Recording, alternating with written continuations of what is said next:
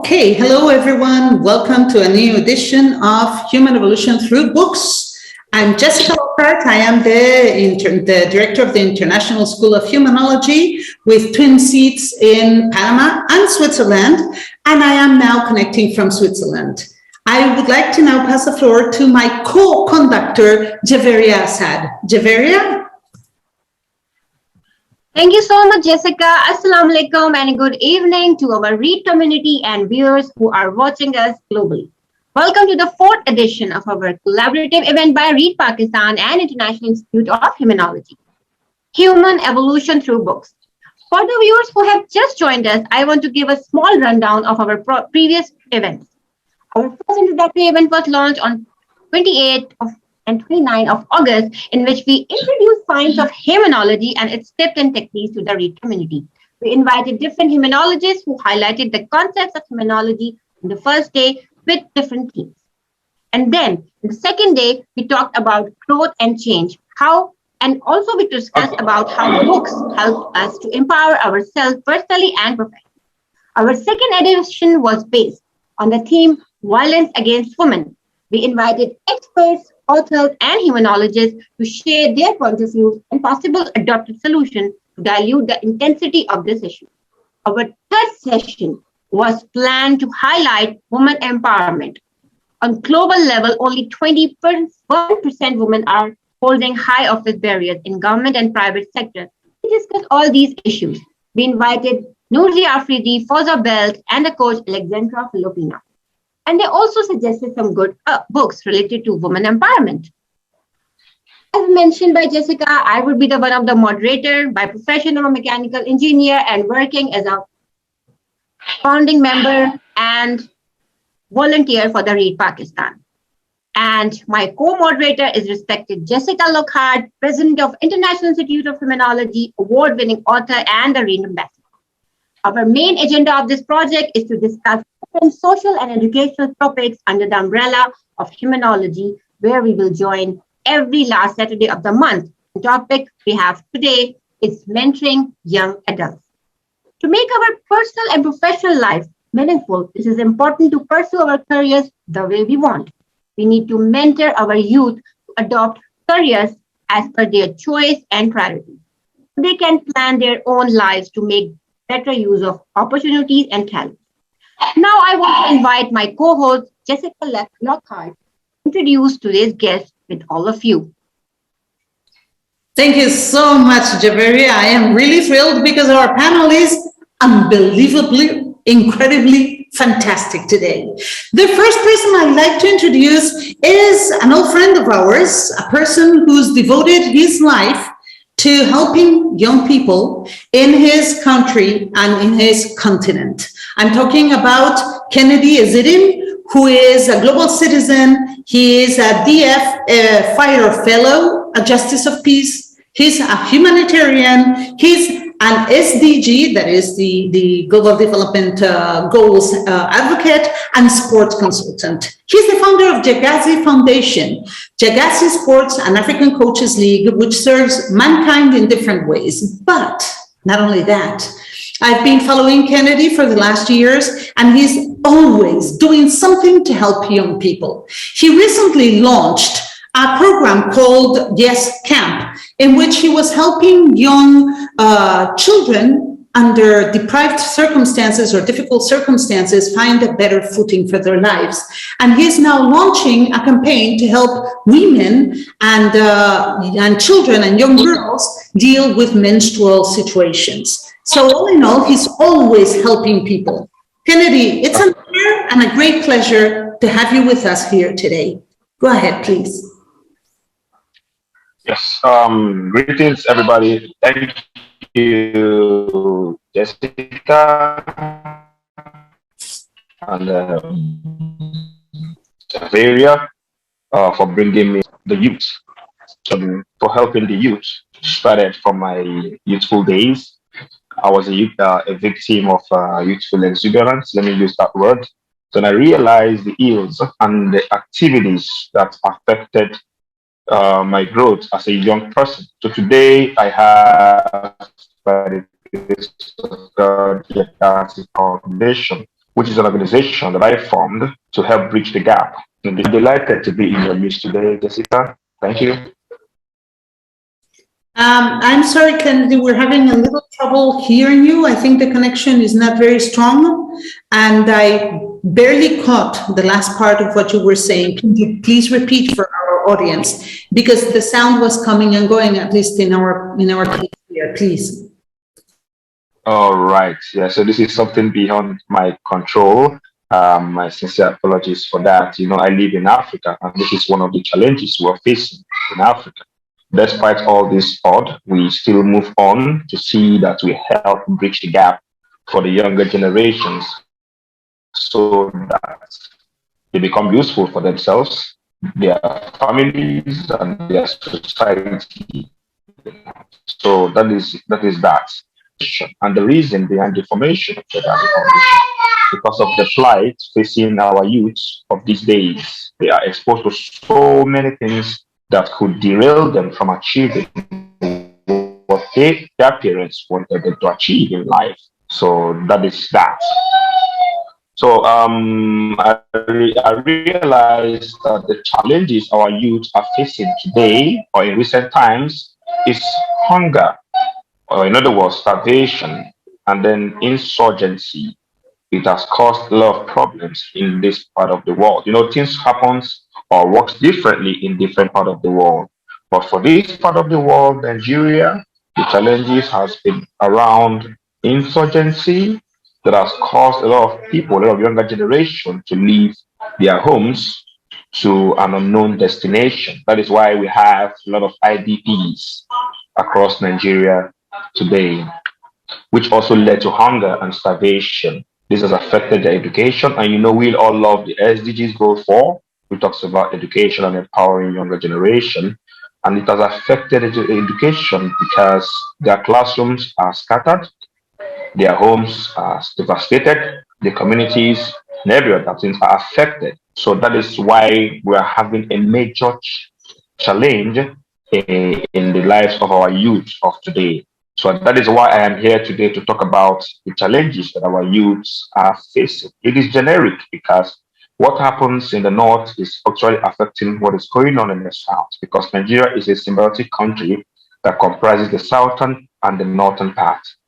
So when one side is affected, it affects the other side technically, economically, socially, morally, and the other way around. So that is that. Therefore, the solution to this problem, which I believe is the power of literacy, the power of education, because once the people are educated, it will help solve a lot of problems in the country. Education will help economic output, will help good policy, will help provide a good health care system, clean environment, you know, and every other things related. Because with an educated mind, you can do a lot of things, and that is why I got connected to Humanology, because the Institute of Humanology is a hub that helps people like me, you know, to reach out and then show the world what I can do. And I give credit and kudos to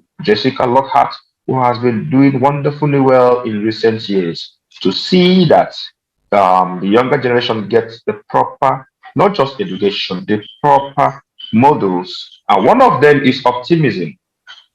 You see, with an optimistic mindset, you can go places. Because as an optimistic person, you believe you can make it. Where others feel they can't make it, you believe you can make it. So sharing or making people have this mentality of optimism, it will help solve this problem. Because Africa is a place where you see a lot of uncertainties, a lot of irregularities, a lot of corruption. So living in such situation with an optimistic mindset, you believe you can get there. That's the mindset I have. And ever since I came in contact with Jessica Lockhart, it has increased to a great level. And I believe, despite all these challenges that I listed, I believe one could still achieve greatness, impact, solution for the problem that is surrounding Nigeria and Nigerians in recent years.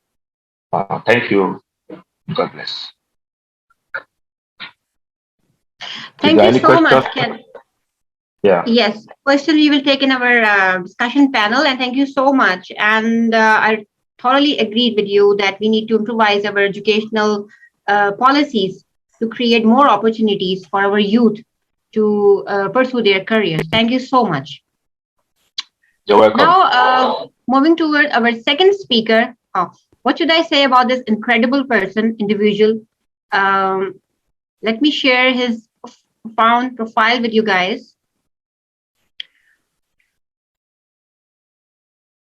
Our next speaker is Mr. Karman Siddiqui, positive influencer, inspirational book author, leadership coach and trainer, motivational speaker, HR consultant.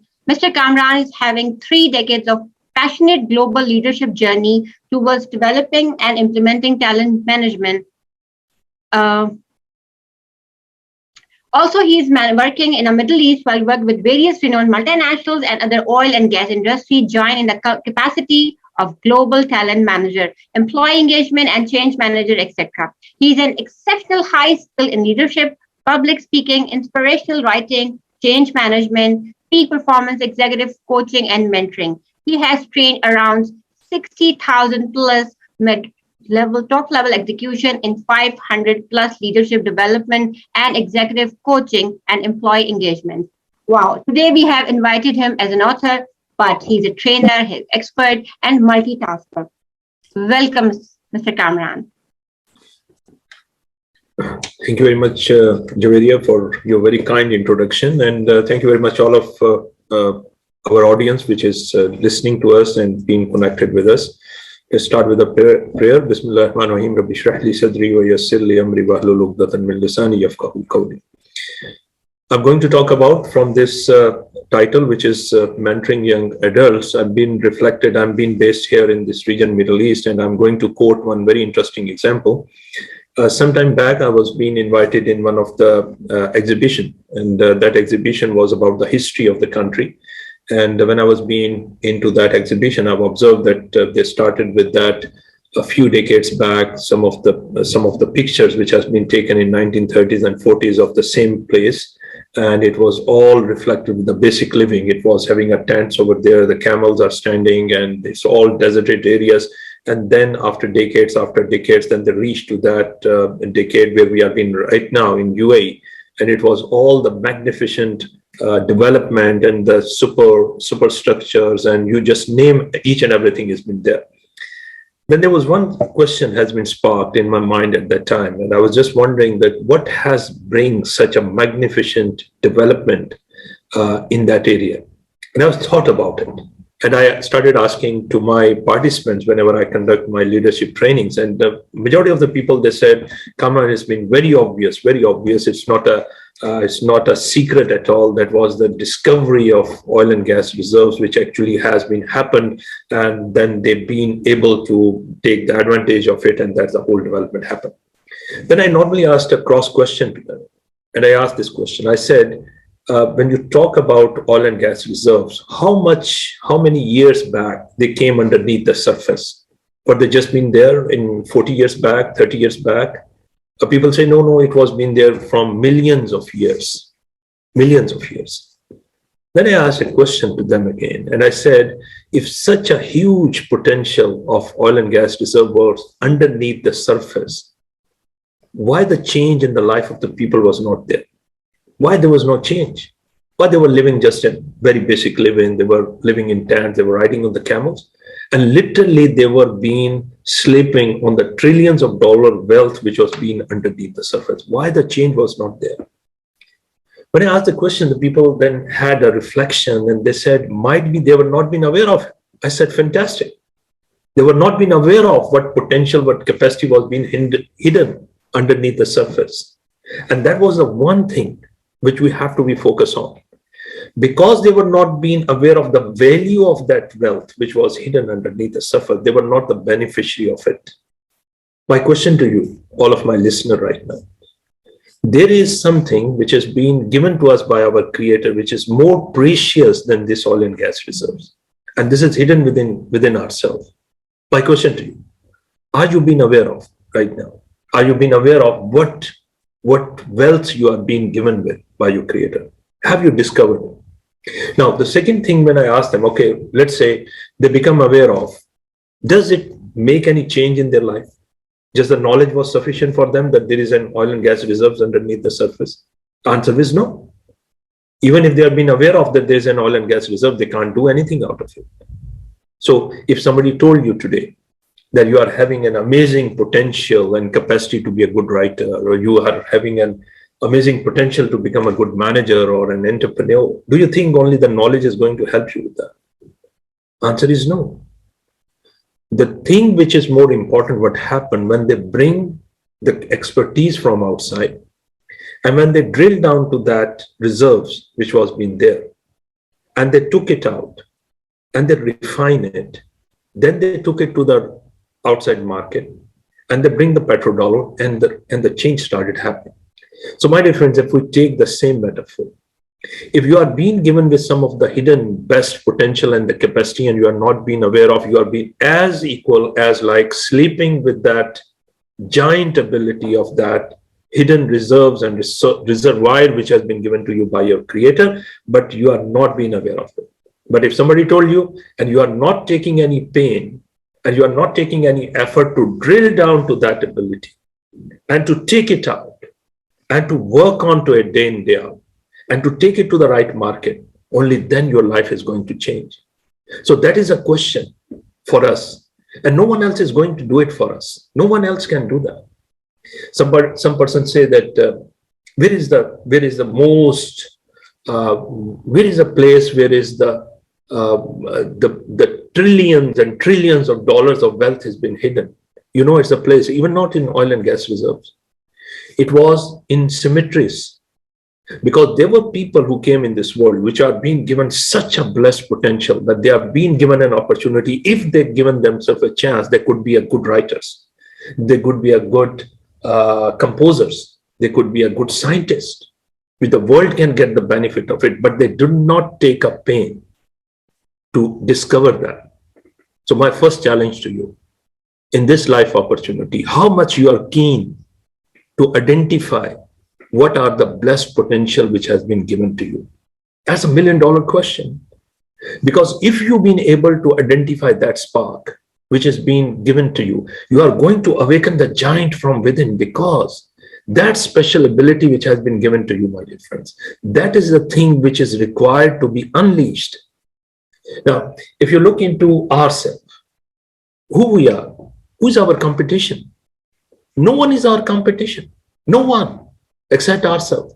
Now, if I quote an example, our creator has given us a unique identity. If you look into your fingerprints, they're very unique.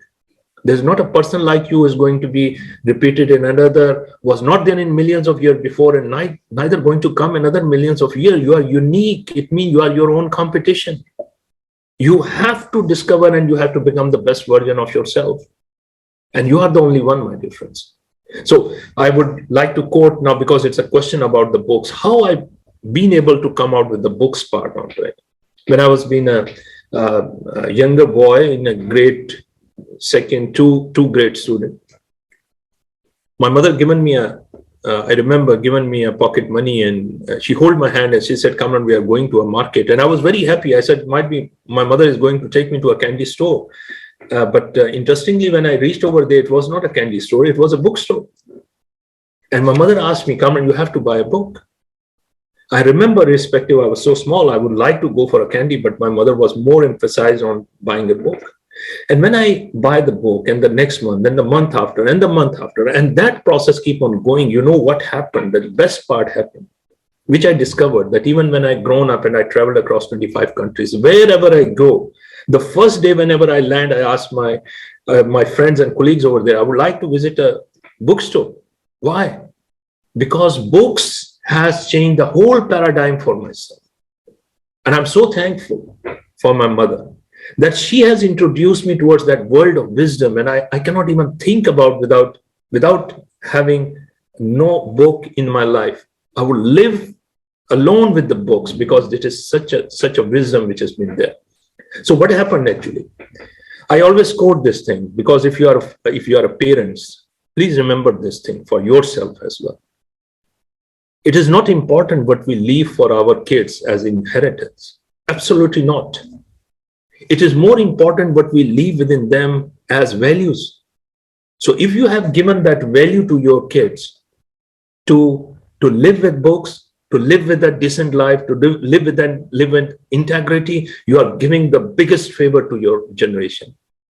And when that book has been given to me, I have written my book, and first book which I'm going to highlight. This is called 24 Gold Coin, and I'm going to announce that on this platform, this book, Javeria, through you and through Jessica, I'm going to give as a PDF version to all of the attendees who have been there from my side as a gift.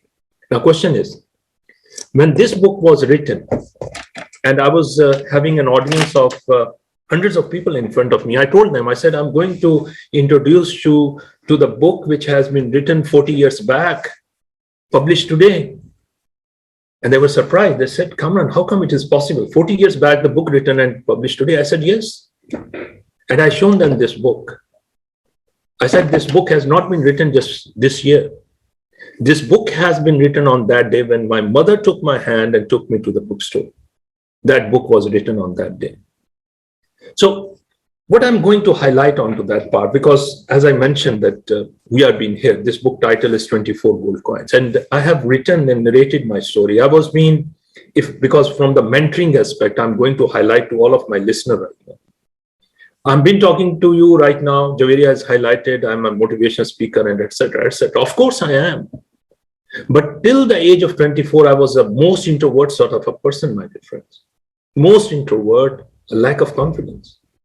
Now, the question is, when I look into my journey of 30 years, and if I traveled across, if I've been the one who has done so many sessions and thousands of people I interacted, where the change has been happened, the change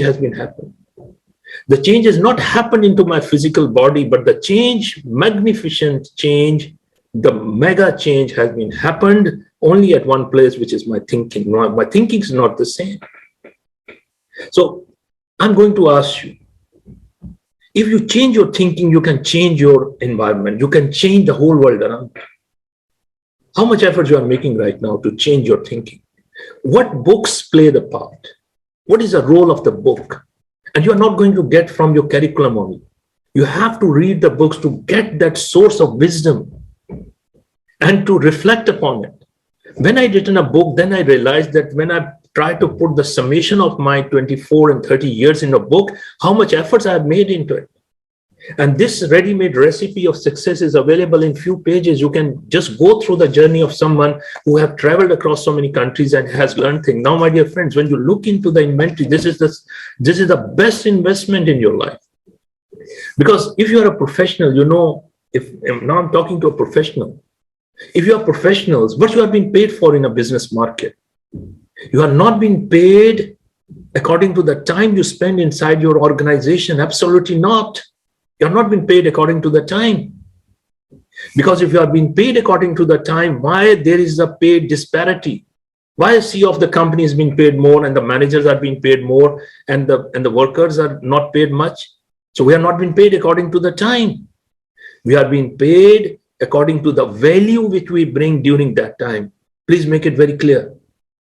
How you are going to generate that value? Unless and until you do not work on yourself. If you do not educate yourself. After 30 years, when people ask me, Kamran, in one word, express yourself, who you are, I simply say with the pride in my voice and with the pride in my heart that I am a consistent learner. I'm a lifelong learner. That's the best definition I would like to express myself. So, my dear friends, if you have been at the start of your career, mid of your career, who you are right now. So the books give us that opportunity.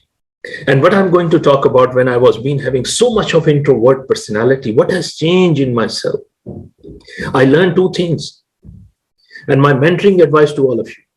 If you cross over these two things in life, you had a different world altogether. There's only two things which hold us back. The one thing, it is called our perceptual barriers.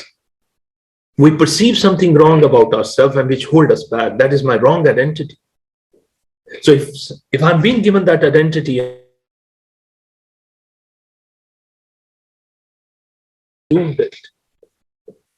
And that identity hold me back.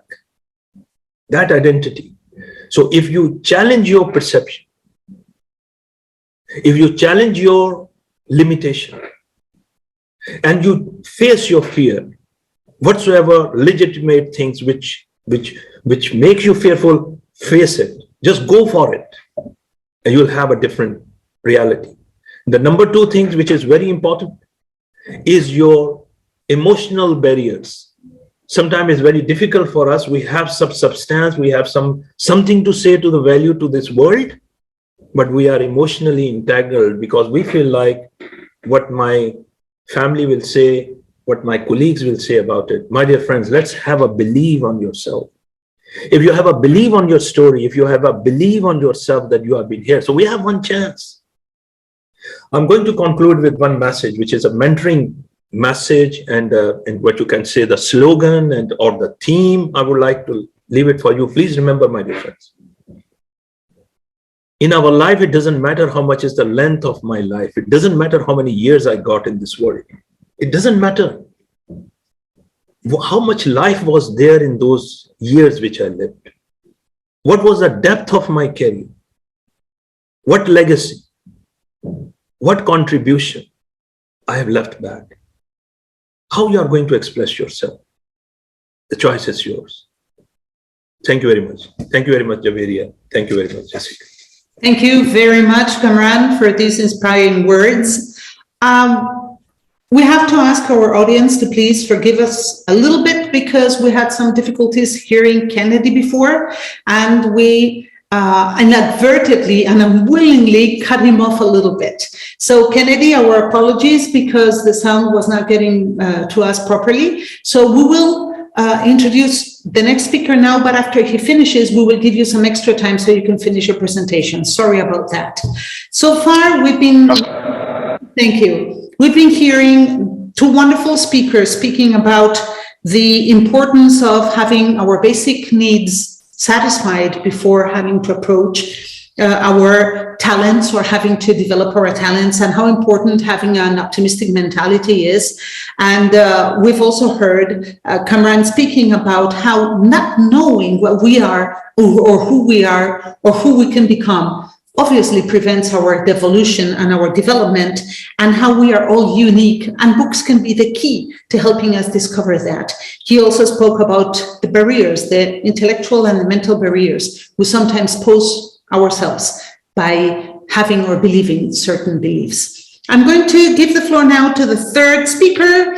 I am extremely proud and happy to introduce this third speaker. He is a member of our institute, and he is an incredible man who has done fantastic things in his life and incredible tasks. So I'm going to introduce our creative director, the creative director of the International Institute of Humanology, James Soule. James combines his knowledge of human beings with his wide experience on different creative fields, such as illustration. He illustrated several books, graphic design, and even baking and cooking. James is an incredible person in the creative field, and he has designed materials for multiple clients and helps those in need with and through Humanology and Optimism coaching sessions. James is recognized by many as an incredible contributor, and I am sure that he's going to be able to give us a unique perspective, because I think he's the youngest of our speakers, and we are, after all, talking about how to help our young develop and understand their talent. So James, let me give you the floor and welcome you to our Human Evolution Through Books today. Hi, Jessica. Hi, everybody. Thank you so much for having me. It is an utmost pleasure. Thank you for all of the other panelists. I am thoroughly enjoying your presentations, and I myself am learning from this. So thank you for letting me be part of this experience as well. So let me share my screen 1 second so I can put up the presentation. There we go. I'm afraid it's not progressing. We can't see it now, but it's at the end. It should be at the beginning. 1 second, please. Yep. Okay, perfect. Well, first of all, like I said, thank you for having me here. I'm James Soule. Like Jessica mentioned, I'm the creative director of the Institute. And today I would like to focus on cultivating talent in the youth because we've been focusing on education, on literacy, on books, which all of these topics are extremely important.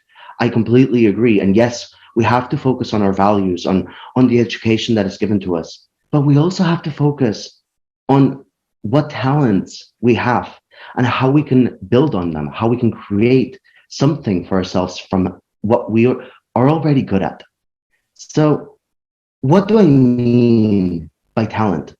Because a lot of people think, okay, talent is something that you're born naturally good at. Yes, that is correct.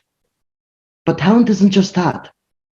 Talent can be something that makes you unique, something that you're good at, that you could have learned throughout your life, but that you excel at. It can be something that you're naturally born with, that you're simply good at. You know, there's people who have perfect pitch, or there's people who are amazing painters from such a young age. For example, Picasso. We have all sorts of talents, and talent isn't just one thing. It is what makes you you. It's what makes you unique, and what you are able to excel at and contribute with into the world. So let's explain that talent is normally not taken into consideration. You know, we often grow up being told to correct the things that we're not so good at. We are told that we need to improve in order to advance, in order to move further. But when we do that, when we're focusing on something negative, on the negative aspects of ourselves, rather than talents, we will only ever hope to become mediocre or good. We will never become that talented, that level of maximized capacity that we're able to achieve, because we're focusing on improving something that we're not good at, something that we don't feel comfortable with. But when we focus on the positive, that changes. When we're focusing on the negative, this is what happens, okay? Selves, but it can happen from a work environment, from education, you know, and schools. For example, we were mentioning education. This happens in schools a lot. We are constantly being corrected, and that causes us to doubt ourselves. Enter this state of, am I good enough? Should I be doing better? Oh no, I'm worthless. I can't do this. You start to enter that self-doubt, that lack of self-esteem. So we try to focus on what we can't do to try and correct it, because we're being told that we need to correct the things that we're not good at. Then we devote all of our time to doing that. Like we mentioned, that will only get us so far. So we start to neglect what we're good at, and because we do that, we don't achieve our true potential. So we enter a state of constant negative emotion. It's why we said we become mediocre or just plain average. And we're trying to focus on the never-ending loop that we're mentioning. This is the loop that we try so hard to break. And that's what I'm trying to talk about today. That's why we want to focus on talents rather than on this never-ending loop. Because I don't think anybody would want to be like this. At least I wouldn't want to. So let me explain what we can do. What we can do is cultivate the talent in the youth, ourselves, and in others, by focusing on the positive, by focusing on what that person is good at doing already. Maybe that person is good at folding clothes. Maybe that person's good at organizing stock. Maybe that person is good at designing. We don't know. But when we focus on those things and we try to build on that, rather than maybe that person who's good at folding clothes is being told that they should be doing stock. And maybe they just can't get their head around it. And it's an absolute mess. And they try and try and try and try. But maybe in your store where you have both options of stock and folding clothes, maybe that person would have folded clothes in half the amount of time another person would have, and would have come up with a different display, and something would have come up that would have helped boost your sales, and that person would have felt even better. And do you realize that we've built on something? We've cultivated something. There's a difference. That's why we first need to think of, okay, what are my virtues? Because we need to define what our talents are in order to be able to cultivate them. So let's do that. What guides me? What are my virtues? What am I good at? And what is important to me? Okay, so let's see. Maybe I'm a person who is kind, who likes to help others, who thinks of trying to change things in the world. And I'm naturally good at speaking with people. I'm able to connect with others, and I'm able to talk about all of these different subjects that I think could advance. Okay. Those are my virtues. I'm sorry, James. Perfect. Your sound is cutting. Can you please repeat these last two sentences? We couldn't hear you. Oh, of course, no worries. Sorry about that. Sometimes internet goes a little bit unsteady.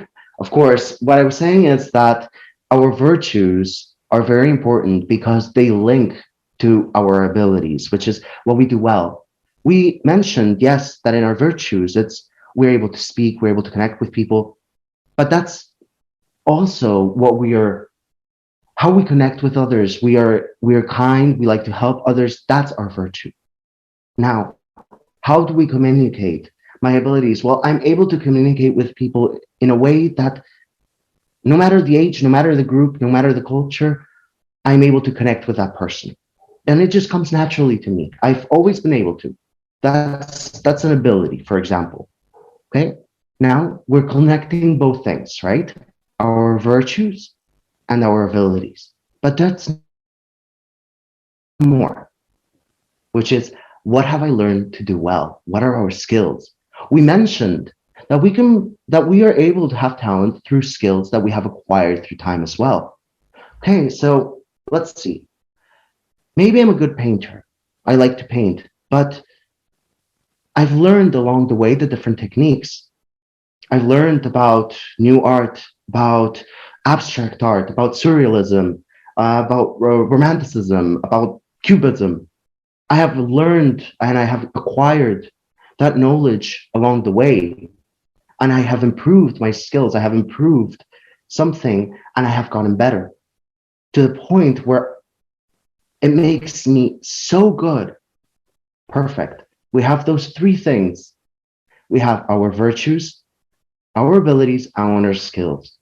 All those three, that makes our talent. All those things. You see, this person is talented in many different ways, but we have to focus on the positive.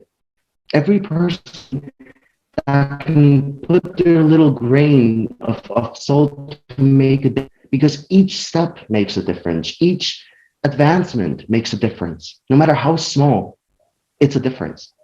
So that's our talent, and that's how we need to cultivate it. Once we have figured out our talent, that's when we have to focus on what our goals are.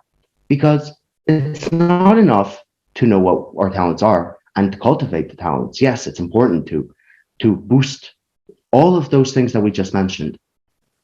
But if we don't have a purpose, if we don't have a goal, if we don't have a direction to go towards, we're not going to be able to use those talents towards anything. So it's very important to be congruent with your goal in order to have the person excel. We have spoken about being able to cultivate talent in others, but it is important to cultivate talent ourselves, because a person can guide us. A person can tell us, oh, I see that you're very good at folding clothes. Maybe you should be here. Maybe you should be at the front of the store folding those clothes. But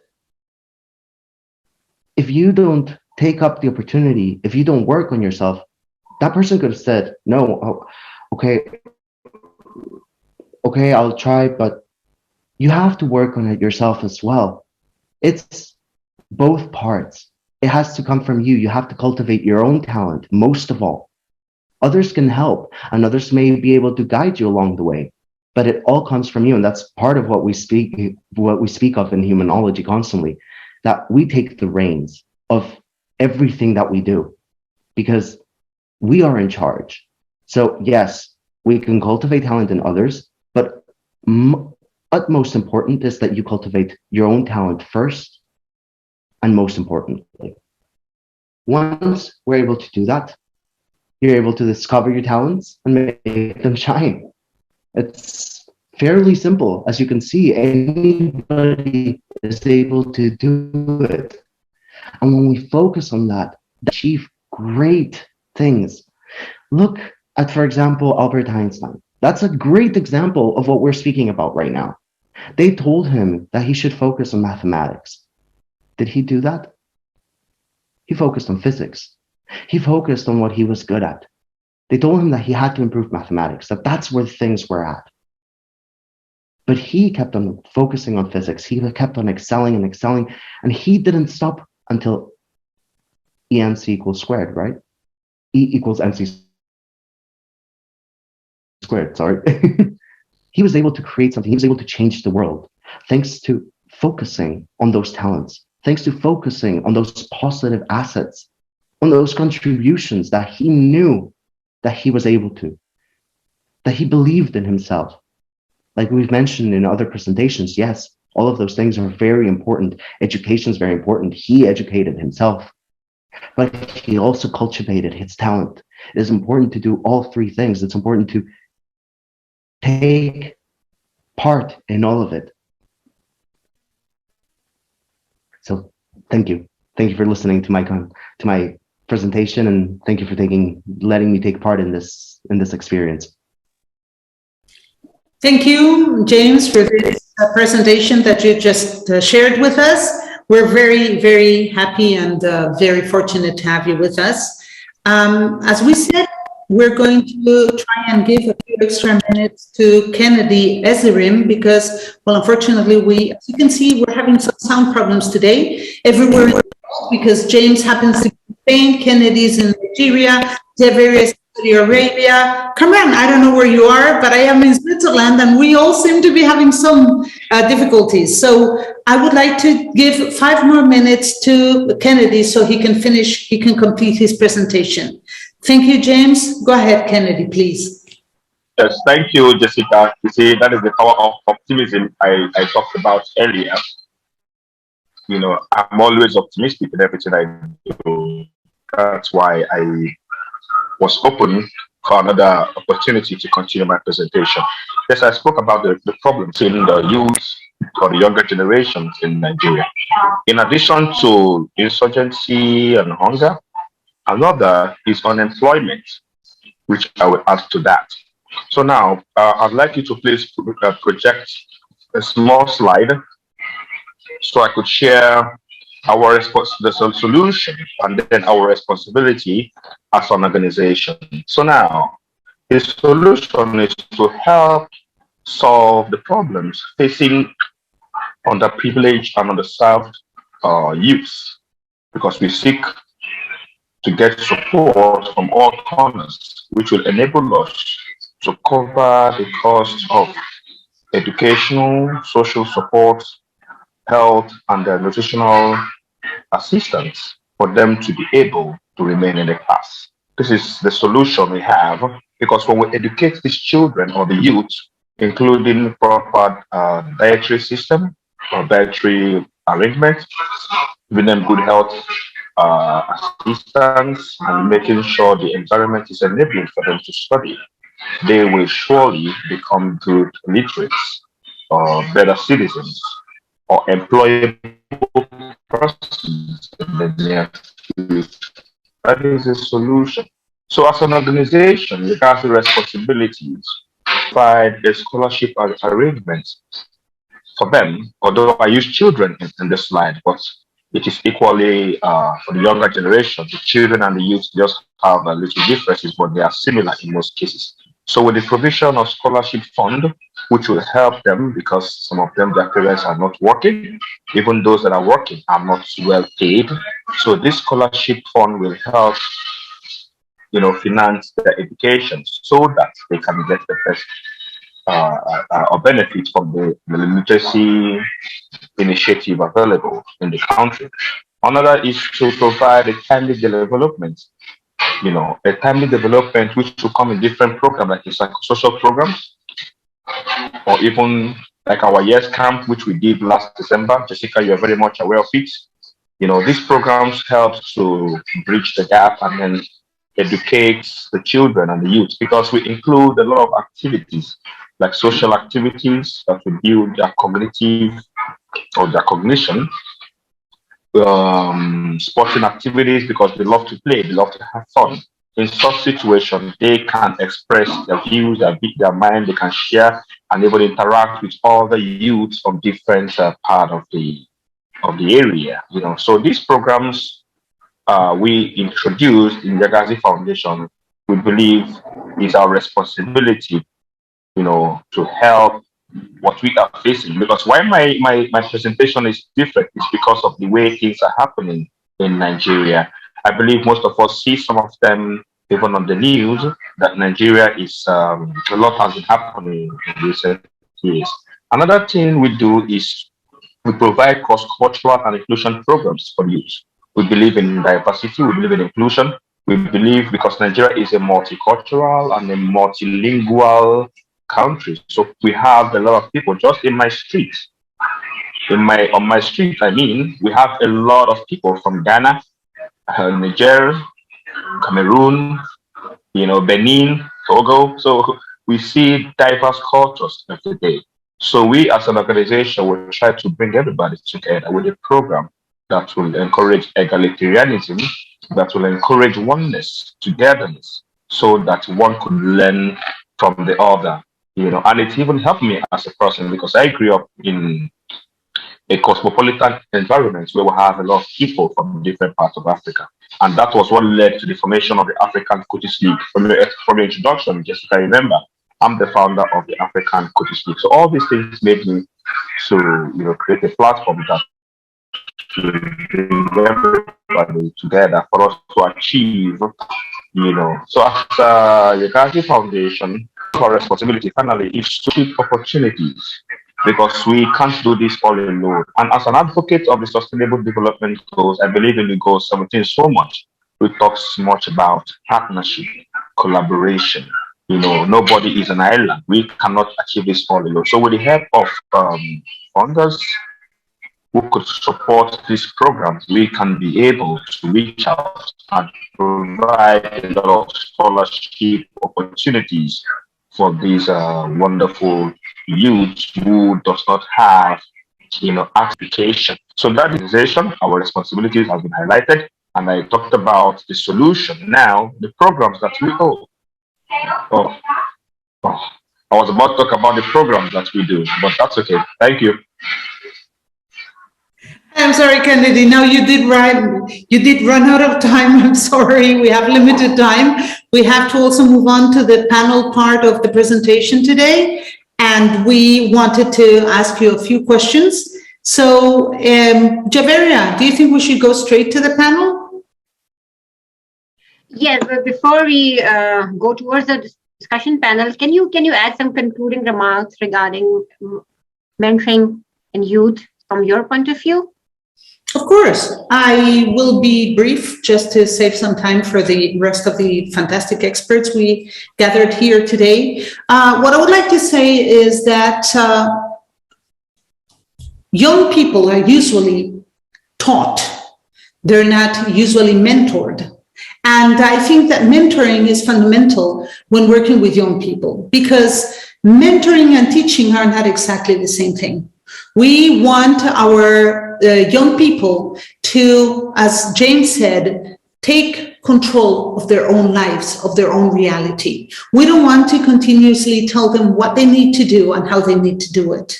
We have to give them the opportunity to explore who they are, what talents they have, where they want to be, and how they want to get there.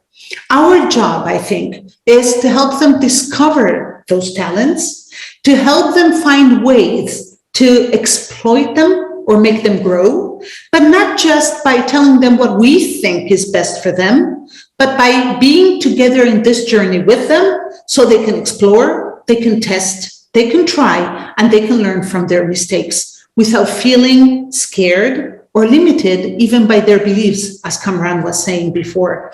I think it's fundamental thus that all part of society, parents, educators, and peers in general, older peers, I think it's fundamental, as I said, that we support young adults in the search for their own talents and in the development of their own talents, not in the talents we believe they should have or that we believe that we see in them. It's fundamental thus that we help them ascertain their own talents, their own abilities, their own skills, so they can exploit them and they can feel good about that. There's nothing worse than having a kid who's talented at something, who has a specific ability. Let's imagine a very typical example, a musician, a kid who plays an instrument very well, and we put him through endless hours of training. As you are very well aware, many of those children end up hating music and never again touch an instrument in their lives. So we have to help them discover their talents, and we have to help them want to exploit them, not force them upon them. And I think this is fundamental. I think this is very important because we're talking about young adults and we want to help them become the best they can be. We're telling them today that in this very competitive world that we're born into, the only way to be excellent is by really expanding and cultivating their talents, not, as James said, by correcting their mistakes. So if you want to be, all the young people who are listening to us today, if you want to be excellent, start digging and start looking for your talents and see about making them grow. Will that be enough, Javeria? Yes, of course, amazing. And I really like the ending message of James: discover what you talent and then make it shine. We work on our strengths. If they're good, we have to work to make them excellent. Amazing. Okay, now, moving towards our discussion panel. Our first question to all of my remarkable guests. One by one, I will ask you. One of the most common issues that people face is not knowing what their talents are. How would you suggest they discover their talents? So starting from Mr. Kamran, what's your point of view about that? Thank you very much, Javeria, for a very valid question that how we can discover our talent. One line I would like to highlight, what is the magic in discovering your talent is amazing. And that talent is, for example, if you've been lucky enough and you have actually really worked hard onto it to discover your talent, then the magic started happening in your life. I quote an example. For example, if this is so-called talent in myself and the work which I've been doing, it is aligned with it. The magic happened that this is my third session right now. And before that, I have just conducted 2-hour session in a row, 2 sessions of duration. And right now I'm as fresh as anything because this is the magic.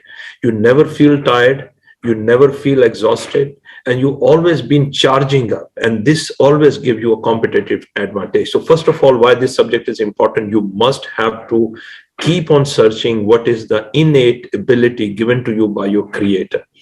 I remember when I was being in a grade 5 student, so I used to tell stories to my class fellows and to my brother and sister at home as well. And that was something, because I was having a habit of reading books, and I was having a very keenness to share to that.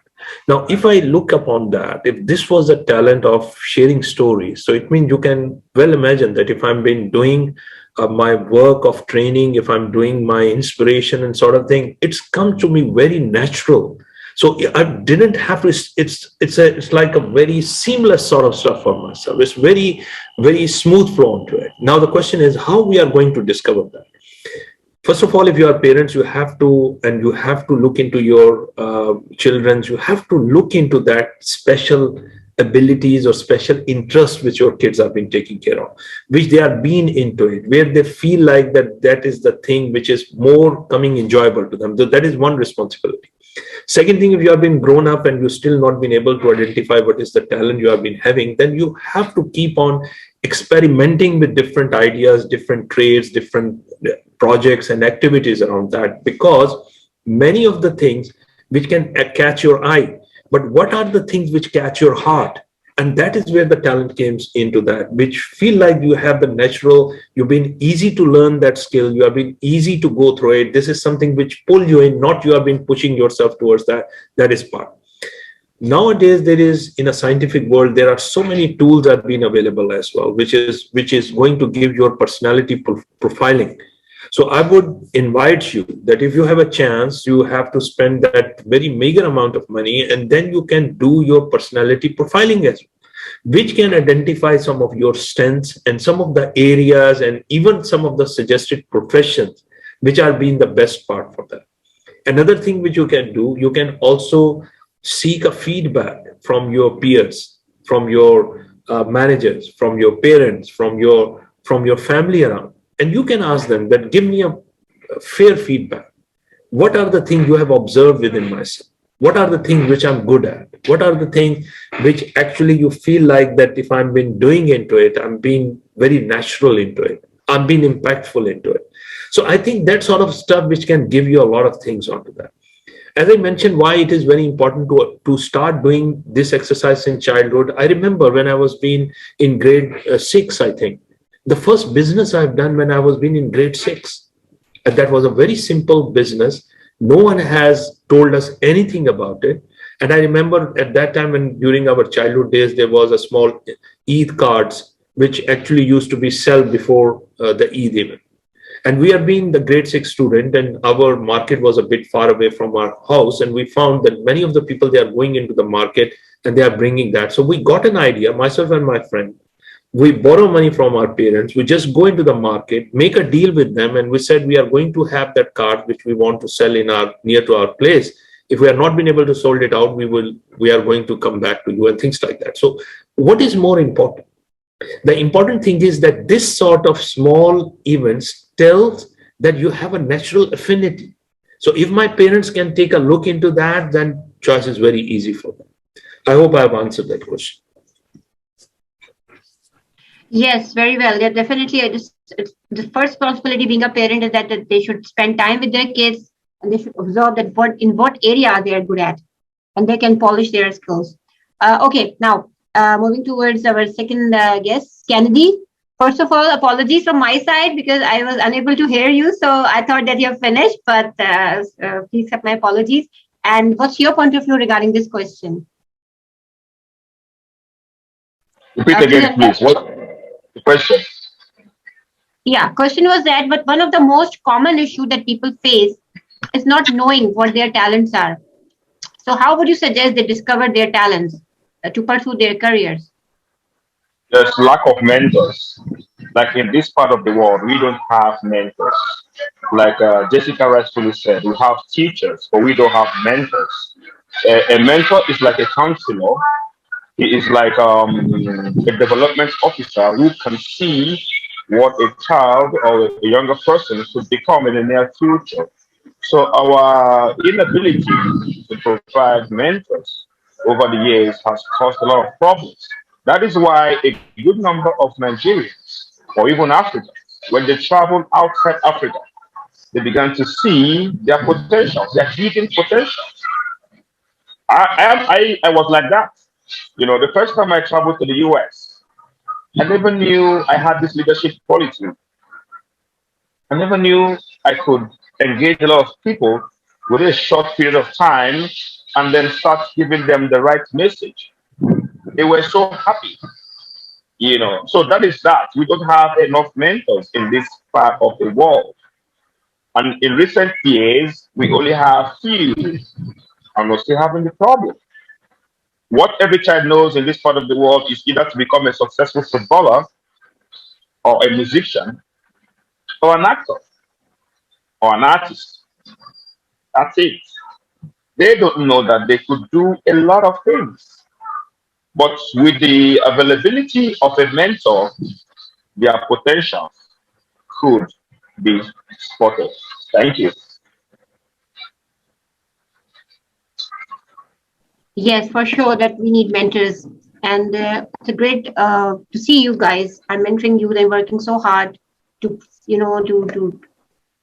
discover and explore the talent in youth, and you're creating so many opportunities also. That's a great thing. Yes, James, you also, I count you in the youth actually, but you have found your talents and you are at the right place, being with stick with Jessica and this institute. What's your point of view? Well, I think there's many ways to approach this question. But some of the things that I would like to say is I believe that, yes, mentors are very important. It is very important to have people that can help us guide us. And I also think that it's important to use different tools to be able to figure out what our talents are. Because sometimes it's what we said, we're a little bit lost. There's a lot happening around the world. There's a lot going on at all times. And when you're young, you're still trying to figure yourself out. You're trying to figure out your identity. You're trying to figure out a lot of aspects of who you are, not just what your talents are, so much more. And I think that if those tools were taught or were used to help in that process, that would actually really help young people be able to figure out what their talents are and make it a little bit easier on themselves through that part of self-discovery that everybody goes through, because we've all gone through that part of who am I? Not just what my talents are and what my purpose is, but who am I? There's more to it. So I would say, for example, one of the tools that I would mention is Ikigai. Ikigai is a Japanese form of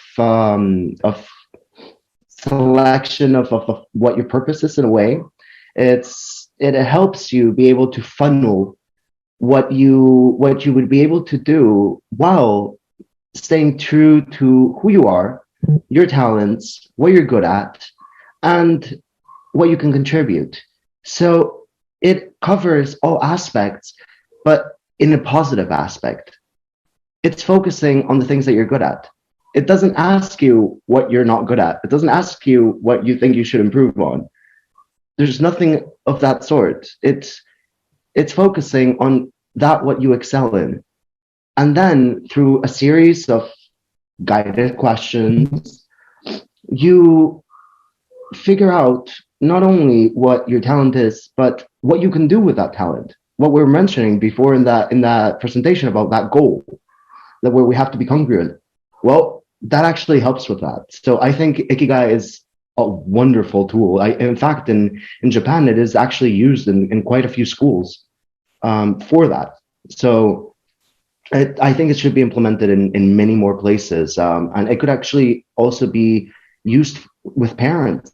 Parents could learn this tool and help their kids, because youth, it's not just teenagers. It can be a child as well. You never know when they start questioning who they are and what they can what they can do. Nowadays, they start very early in this tool. I would say personal essence as well, which is it's something that we speak about in the International Institute of Humanology. It's something that Jessica actually discovered and found, and I think it's incredible. It's that which makes us unique. It's that which each person has that nobody else has. You know, for example, we look at twins, identical twins. There's something that makes them different, right? You never know what it is, but there's just that little essence that makes them who they are, makes them, you know, you can tell them apart. That's what we talk about, that personal essence. Once you know what your essence is, you can use it to maximize your talents and everything that you do. So you are able to approach life in a whole new way, which is amazing. Share mine. Mine is music, which means I'm able to flow. I have harmony. I have rhythm. I'm able to do a lot of things, and I know how to apply that to my own life. I know how to use that in order to make decisions and how to approach things and tackle things in a much more sensible way that will help me, and it helps me with my talents. So those are incredible tools. And honestly, if you want to know more about this, do contact us. Try, you know, get in touch with us, because we're more than happy to help and you know, provide more information about this. I would say enneagrams as well. There's so many different tools. But yeah, I believe I'm running out of time, but yeah, thank you. I saw you so excited. Yes, and when before Jessica will ask the second question. I was thinking that as you mentioned that in the school level we should introduce these kind of counseling. Also, the vocational education is very important. You know, in many schools, I don't know, internationally it's going on, but I don't know about Pakistan. I think it's included now in the national curriculum that vocational education is very important. It also helps kids to take part in their, you know, respective and interested areas sometimes. So, okay, Jessica, what's our next question in our panel discussion? Yes, I would like to ask our very, very interesting speakers today a second question. The question goes as follows. Dun, dun, dun. Which would you say are the most important talents a young person should work on today, and why? So yes, we know that each person has their own talents and that they should exploit those. But in the world we're living in today, would you say there are some very specific or unique talents that they should work on? Kennedy, why don't we start by you? In your experience, any specific talents? Yes. Sales. Okay. Every person must possess how to market. You see, marketing skills is very important today. We live in a modern world. We have different ways or patterns, you know, to exhibit our sales ability. You know, so sales is one of them. You know, it is among the future of work. In the still relevant today, and it will be important tomorrow. So sales is something that I have been encouraging the youth over the years to possess a skill in sales. You know, I've done this in a one-on-one session with them, you know, which is a traditional method. You know, Africa, we do a lot of things in a traditional manner. We love to do things traditionally. And then I try to imbibe that mentality in them to learn how to possess skills in sales. Another is even distance mentoring, which I tell them, like a situation like this in a webinar or even in a live symposium, I make them to understand the importance of sales, because with that you can get a job in any part of the world. It is relevant in all cultures, you know. So I think sales is very, very important. Thank you. Thank you so much, Kennedy. That's a talent that not many have, though. So I like that idea. Thank you so much.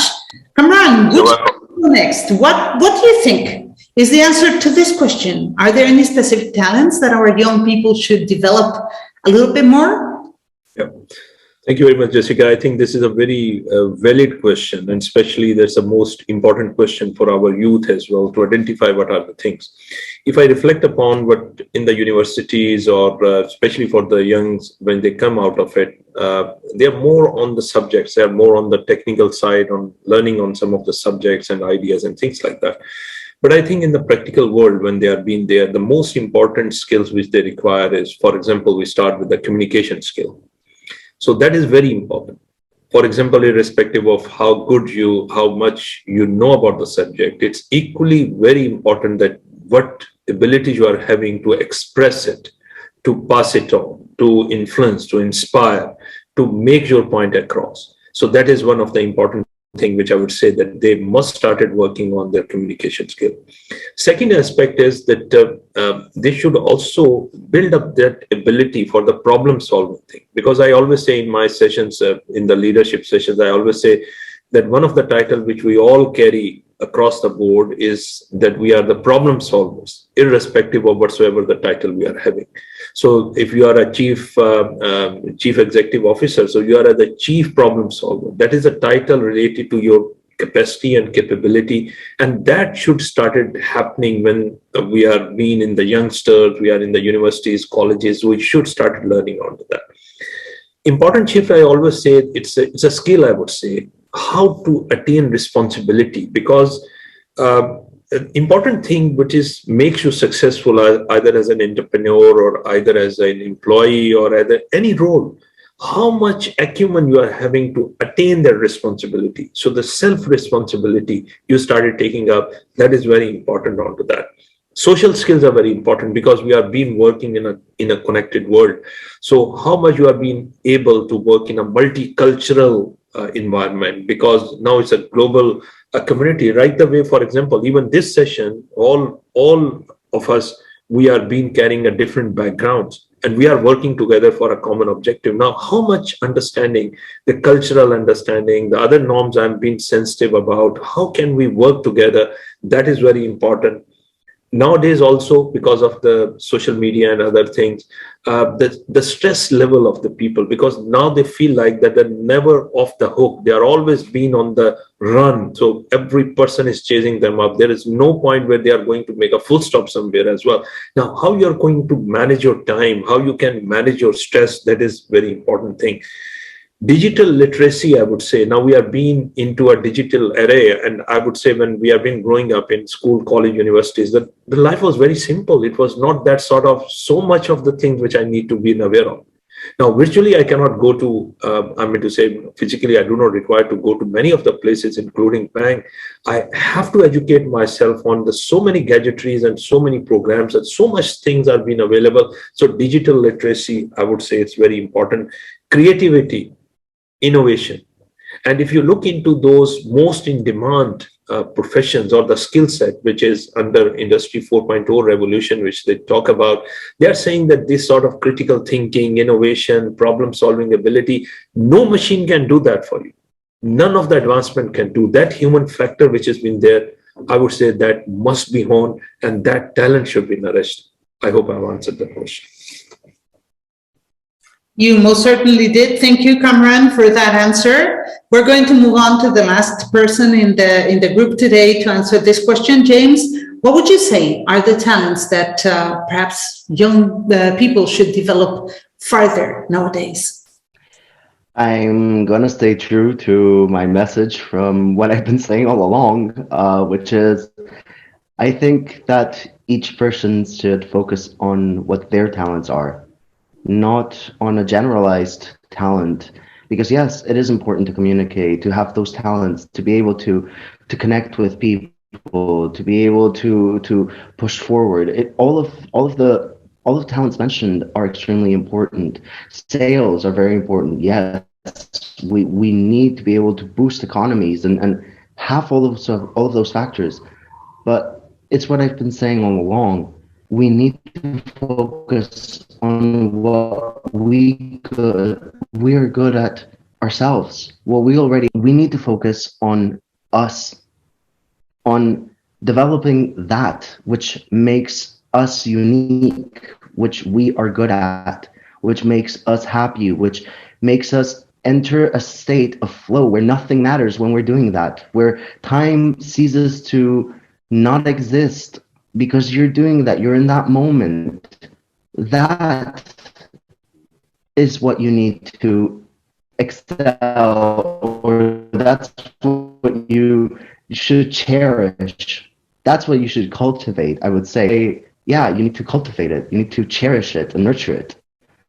So once you've done that, once you've done that, you're able to reach your full potential, and each person has something else to offer. You know, look at if we didn't have farmers, we could have all the scientists in the world, but if we didn't have farmers, what would we eat? We could have painters, but if we don't have scientists, how would we move forward? We don't have doctors. How do we keep our health? Each person has a role. Each talent plays a part. It's an ecosystem. That's what we need to understand, that the world is that. It's an ecosystem where every single little thing plays a role, and it does not need to be defined by others, or we should do the path that others tells us to do because it's going to make us successful. No, each person should do what they please and what makes them happy and what they excel in. That's what they should focus on. That's at least what I would say, I think. So thank you so much, James, for that answer too. As the audience can see, and this is one of the reasons why we do it this way, we have many different answers, but if you combine them all together, you might get a very complete answer to your questions. Javeria, we have a question from the audience, right? Would you like to ask it? Yes, this will be the last question because we are running out of time, and it is, what if my talents are not valued by others or by society? What if I can't live off those talents? And this question reminds me of one article I wrote, Are You Your Dream Killer? Because sometimes we want to become an unconventional careers. For example, writer, artist, host, anchoring, etc., etc. But, the society trends make us like, no, you cannot earn from these professions. Even our parents, sometimes we have to live the dream of our parents, because most of the time they want, because I couldn't get the chance to become a doctor, please you become a doctor. And I am the engineer, that's why, because my mother told me that we don't have any engineer in our family, so you become an engineer because you got the admission in the university. Because right now I explored my talent and skill after when I came here in KSA, that I can be the host. I am hosting any show. So I started from Kamran. I will repeat my question, that what if my talents are not valued by others or by society? What if I can't live off those talents? Thank you very much, Javeria. I would refer again that my fellow friend has already highlighted that part. I would recommend to go with the Iggy Kai Philosophy, and that book is also been available, because if you look into the main concept of it, it talk about that if you identified what you love to do, and if you are good at it, this is your area of passion. If you love to do something, some work, and you are good at it, this is your area of passion. If you are good in something and you are being paid for it, then it becomes your profession. And if, for example, you are paid for it and there is a whole world, there is a requirement for it as well, it becomes your vocation. And if you are love to do something and the world need that, that becomes your mission. Now, this is a very interesting illustrative circle it has talked about that. So you have to, for example, if you identify what you love to do and you're good at it, then what is the job for you? You need to figure out how you can make money out of it. So that you are being able to transform it into your profession. And that is very important to be sustainable, because sometimes the people say that if we are having some of the talent, and this talent does not have that sort of commercial value. Now you have to define about yourself that, for example, even if you are taking your daytime job, you still have the remaining hours in the day or your weekend. You can start working on some of your talents, which, for example, you feel like you've been a good painter. So keep on working on that. And during that time, and you build upon that sort of volume of work for yourself, where it can be an easy, smooth transition for yourself. So the most important part is you have to start from your journey from what you love to do, and you have to be good at it, work in your area of passion, and try to figure out how you can make it a commercial value. That is very important. So that's my advice. I would say go with the Iggy Kai philosophy, and you will have very interesting learning from there as well. Thank you so much, Mr. Kamran. Yes, Mr. Kennedy, what's your point of view regarding this question? Yes, so for me, I think taking assessment test, because back in the days in the university, there's this assessment test we always take, where there are a set of questions as things that you could do and the things that you cannot do. So I believe assessment tests will help. Another is a mentor. I advise the person who asks this question to meet a mentor. I don't know the part of the world he or she is coming from, but I think consulting a mentor, and the good thing about mentors is most of them work on pro bono. So I think consulting a mentor will help you come with a good conclusion on what to do or how the society will appreciate the things that you can do or the things that you never knew you could do. So I think a mentor will help. Thank you.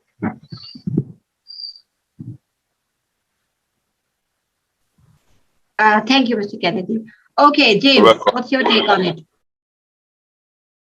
Well, first of all, I would ask that person if that is the current situation, if those are the current circumstances, if that person has tried to live off of their talents and they're currently not being able to live off of them, and if they've tried to implement them within society and society is rejecting them, or if they are their fears and they are questioning them. Because depending on the answer, it's a different take. But to either one, I would say, first of all, we're not our circumstances. That is something that we say here in the Institute in Humanology.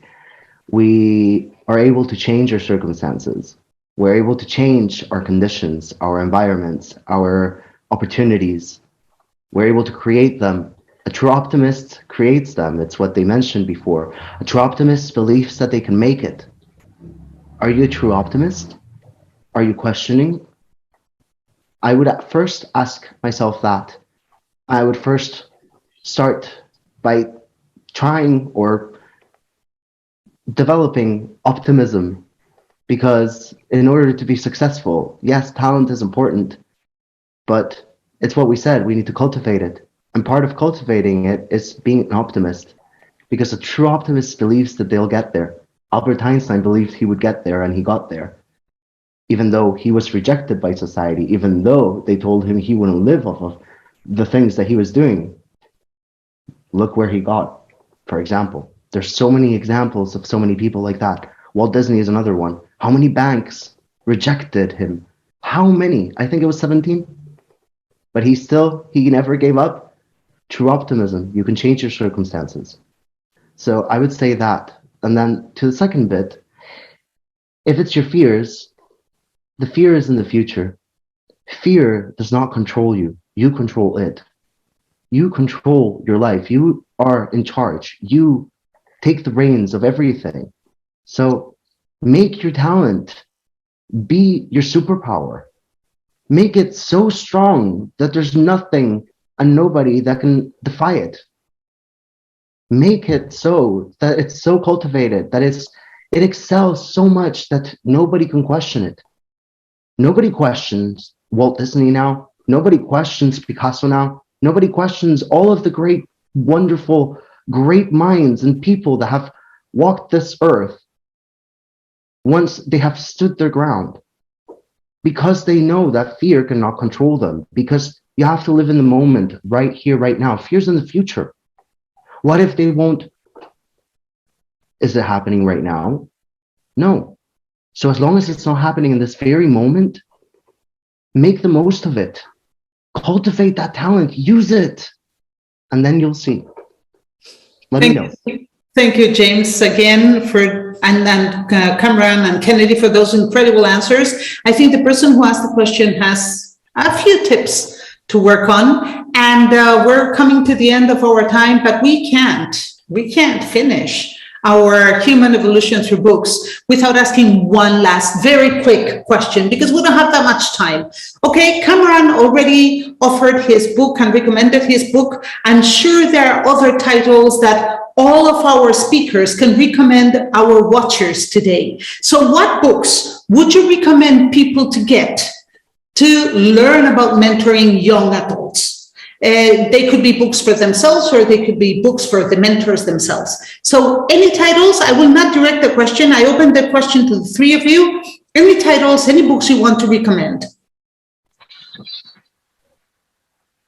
Kennedy, go ahead. Yes, and the book is The Opportunist in You. The Optimist in You. Sorry, guys, that's a book by me. I wrote that book, so I will shut up.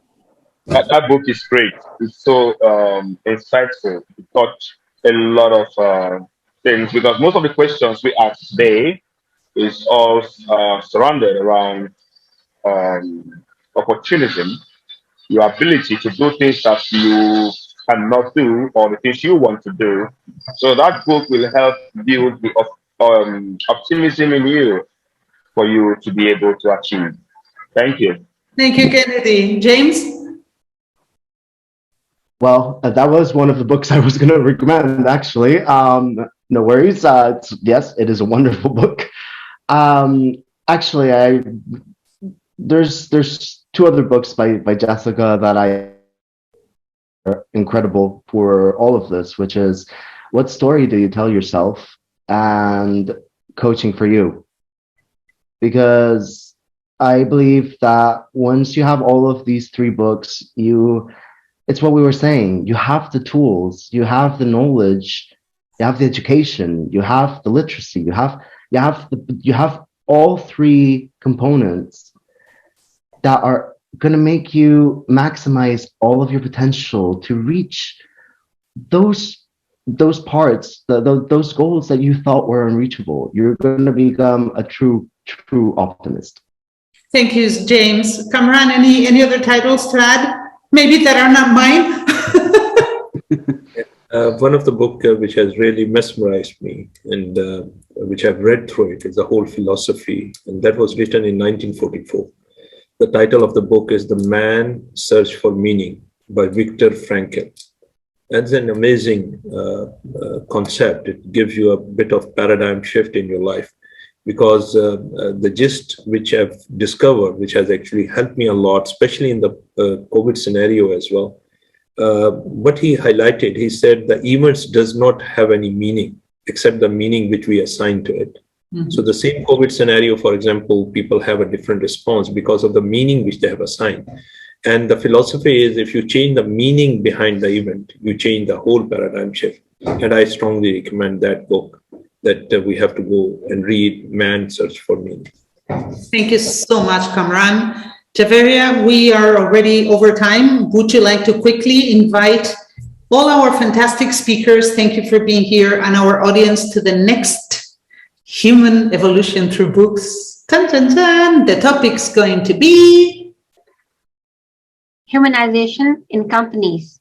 Yes, how we can rehumanize companies. That is the next topic for next month. Thank you, everybody. Thank you, Javeria, for co-conducting this with me. Thank you, Kamran. Thank you, Kennedy. Thank you, James. And thank you, everyone, listening to us today. Javeria, can you close? Yes. Thank you so much for all amazing, amazing guests. And my co-host, amazing, gorgeous personality, Jessica de Lockhart. And Human Revolution Through Books is aired every last Saturday of the month. And as mentioned by Jessica, our next theme would be humanization in companies, because we are considering humanology with respect to every genre of the society in terms of corporate, education, social issues, etc. So be with us, join on every last Saturday of the month, and enjoy the talk by amazing guests we invite in every session. Is signing off. Javeria Asad from Read Pakistan and Jessica J. Lockhart from the International Institute of Humanology. Take care and good evening. Goodbye, everyone.